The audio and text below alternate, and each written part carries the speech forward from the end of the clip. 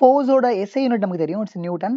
அப்போ 1 நியூட்டன் அப்படின்றது ஒரு new system of unit where மாசஸோட யூனிட் வந்து பார்த்தீங்கன்னா 2 kg, லென்த்தோட யூனிட் 5 மீட்டர், டைமோட யூனிட் 5 செகண்ட்.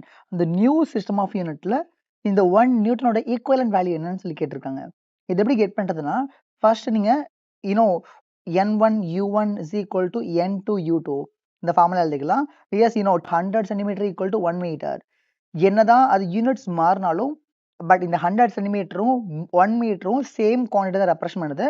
ஸோ அதே அடி தான் இங்கே யூஸ் பண்ண போகிறோம். அப்போ யூன்றது எஸ்ஐ சிஸ்டம் ஆஃப் யூனிட். இந்த எஸ்ஐ சிஸ்டம் ஆஃப் யூனிட்ல ஃபோர்ஸோட வேல்யூ 1 நியூட்டனா இருக்க பட்சத்தில் இந்த நியூ சிஸ்டம் ஆஃப் யூனிட் இருக்குல்ல, இது நியூ சிஸ்டம் ஆஃப் யூனிட். இதுல அதோட ஈக்குவலன்ட் வேல்யூ என்ன அப்படின்னு தான் கேட்டிருக்காங்க. இதான் கொஸ்டின். அப்போ I can say N2 is equal to N1 U1 by U2 எழுதிக்கலாம்.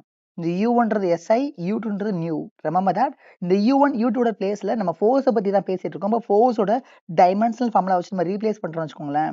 இது எப்படி வரும்னா N2 is equal to N1 into U1 U2ஓட பிளேஸ்ல ஃபோர்ஸோட டைமென்ஷனல் ஃபார்முலா வச்சு ரீப்ளேஸ் பண்ணுங்க.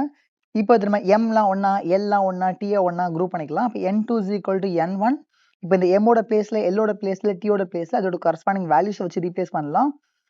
N1 ஓட வேல்யூ இங்க 1 நியூட்டன் லிட்டரலி.